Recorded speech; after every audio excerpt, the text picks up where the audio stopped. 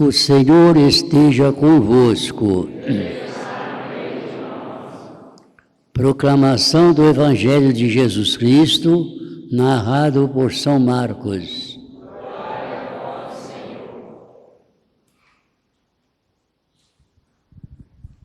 Naquele tempo, Jesus saiu da sinagoga e foi com Tiago e João para a casa de Simão e André. A sogra de Simão estava de cama, com febre, e eles logo contaram para ele. E ele se aproximou, segurou sua mão e ajudou-a a levantar-se. Então a febre desapareceu e ela começou a servi-los. À tarde, depois do pôr do sol, levaram a Jesus todos os doentes e possuídos pelo demônio. A cidade inteira se reuniu diante da casa. Jesus curou muitas pessoas e de diversas doenças e expulsou muitos demônios. E não deixava que os demônios falassem, porque sabiam que ele era. De madrugada, quando ainda estava escuro, Jesus se levantou e foi rezar no lugar deserto. Simão e seus companheiros foram à procura de Jesus. Quando o encontraram, disseram: "Todos estão te procurando." Jesus respondeu: "Vamos a outros lugares, às aldeias da redondeza. Devo pregar também ali, pois foi para isso que eu vim." E andava por toda a Galileia, pregando em suas sinagogas e expulsando os demônios. Palavra da salvação.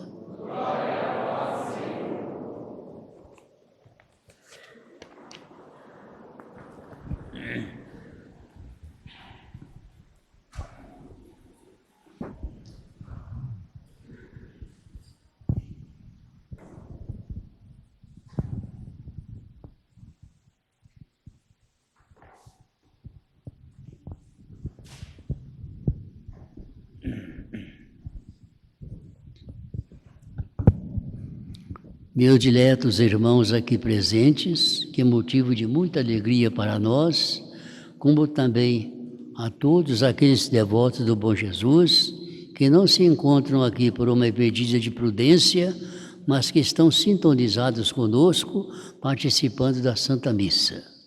Que o Senhor Bom Jesus abençoe a todos nós. Meus irmãos, São Marcos, no Evangelho deste domingo, nos pinta em rápidas pinceladas dois quadros da atividade de Jesus. O primeiro, curando uma multidão de enfermos de todas as categorias que se tinham aglomerado ao cair da noite à porta de Simão e de André. O outro, caminhando em demanda das várias localidades para pregar o Evangelho do Reino de Deus. E entre esses dois quadros, como percebemos, o evangelista nos mostra Jesus retirando-se para um lugar deserto, não para descansar, o que seria mais do que justo, mas para rezar. Porque Jesus, como sabemos, ele sempre disse para nós, precisa rezar, rezar sempre, e nunca deixar levar pelo desânimo, pelo cansaço. Ele dá o exemplo para que nós façamos a mesma coisa. Meus irmãos, deve ter sido maravilhosa essa oração de Jesus. Essa e a de todas as vezes que o encontramos orando ao Pai Celeste. O Evangelho registra alguma dessas orações que vale a pena citar. Quando, por exemplo, junto ao sepulcro de Lázaro, falando de sua morte, quando o sepulcro de Lázaro diz: "Pai, dou-te graças porque me ouviste." E Lázaro ressuscitou. Quando falando de sua morte que estava próxima, diz: "Pai, glorifica o teu nome", como de fato glorificou em toda a sua paixão. Quando fez aquela bela proclamação do valor da humildade, dizendo: "Eu te louvo, ó Pai, Senhor do céu e da terra, porque ocultaste essas coisas aos sábios e aos entendidos, e as revelasse aos pequeninos." Quando do alto da cruz diz a grande palavra de perdão, tanta injustiça, tanto sofrimento, esqueceu de tudo para dizer: Pai, perdoai-lhes, não sabem o que fazem. Grande exemplo para nós. Quantas vezes não perdoamos e vamos procurar 1001 desculpa? Não foi isso que Jesus nos ensinou. E quando, sobretudo, fez a grande oração da vigília de sua paixão, pede pela unidade da igreja e pela salvação eterna dos discípulos. Reza não só pelos apóstolos, mas também pela comunidade dos fiéis, que vai formar a partir da pregação dos apóstolos. E insiste sempre no pedido pela unidade dos cristãos, dizendo: Pai, que todos sejam um, como nós somos um. O Pai, o Filho e o Espírito Santo um só, que assim sejamos nós também. Meus irmãos, esse misterioso diálogo de Jesus com o Pai, diálogo cuja sublimidade supera nosso entendimento, quer nos ensinar como exemplo a necessidade da oração. Precisamos rezar, é o que ele vem nos ensinar. Vivemos num mundo demasiadamente materialista e secularizado e corremos sempre o risco de nos desligarmos da oração, de nos esquecermos de Deus. Quando o Senhor sempre disse, é preciso rezar e nunca se deixar levar pelo cansaço. Muitas pessoas vão dizendo: esse chapéu não serve para mim, porque eu já rezo. Mas será que nós rezamos bem? Será que nós rezamos sempre que podemos? Será que nós encontramos o tempo para a oração? Porque não basta rezar, temos que rezar bem. Se já rezamos bem, vamos continuar e vamos rezar mais. Se não rezamos, vamos rezar, mas é preciso rezar. Cresce o progresso técnico cada vez mais desmesuradamente, como percebemos. Criamos um mundo de maravilhas que os antigos nem podiam imaginar. Nós chegamos hoje, pega o telefone, não somente a nossa voz, havia pessoa também. Lá longe, você está vendo aqui, ó, pertinho de nós. Quem podia imaginar uma coisa dessa?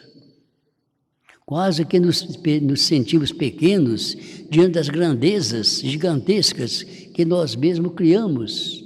A gente vê admirando essas coisas, a gente se sente pequeno. Quanta coisa bonita. Mas justamente diante de tanta grandeza, chega-nos a demonstração do salmista. Se o Senhor não construir a casa, em vão trabalham os que edificam. Se o Senhor não guardar a cidade, inutilmente vigiam os que aguardam. Tudo é importante, desde que coloquemos Deus à frente de tudo.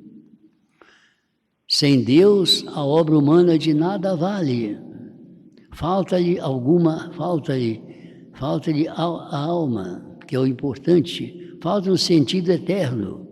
Acumulam-se coisas na face da terra. E como? Mas o homem não cresce na direção de seus eternos destinos.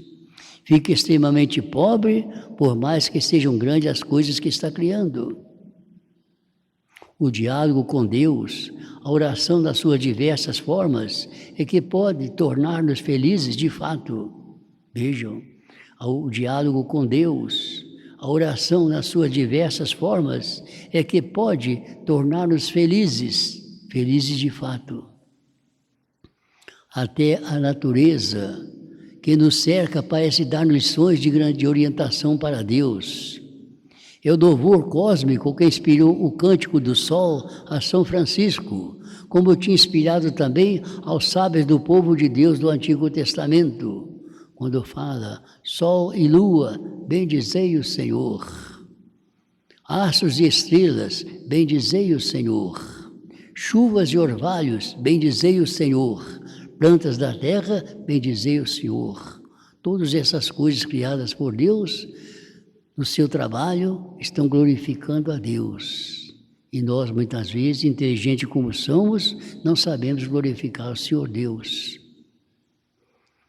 As árvores que crescem na direção do céu, todas elas, de onde lhes vem o sol e a chuva, parecem um convite a louvar a Deus. E todo o firmamento com seus bilhões de estrelas são como uma grande sinfonia em louvor do Criador. Os céus narram a glória de Deus e o firmamento anuncia a obra de suas mãos. É o que diz o Salmo. Mas é preciso lembrar que quando falamos em oração, falamos em primeiro lugar da oração de louvor, de adoração, de gratidão. O mais importante não é a oração de súplica, o mais importante é a oração de louvor, de adoração, de gratidão. Essa tipo de oração, sobretudo, é que nos põe mais em sintonia com Deus, a fim de pautarmos, segundo sua vontade sapientíssima, os ritmos de nossa vida e de nosso trabalho. Quando a gente reza a oração de louvor, de adoração e de gratidão, nós estamos colocando em sintonia com Deus. Né?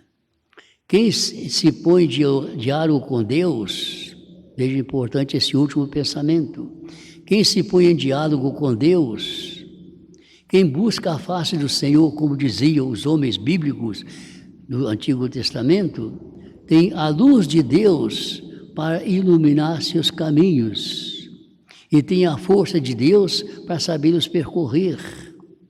Porque não basta que nós saibamos nossa obrigação, nós temos que ter coragem também para cumprir essa obrigação.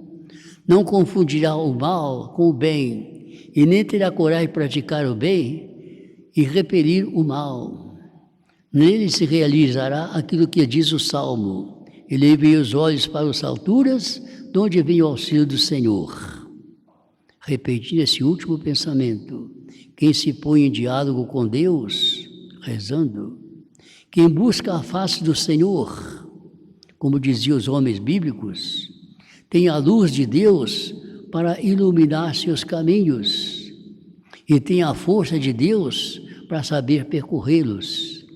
Não confundirá o mal com o bem, tem o dom do discernimento e terá coragem para praticar o bem e repelir o mal. Nele se realiza aquilo que diz o Salmo: ele vê os olhos para as alturas, de onde me vem o auxílio do Senhor.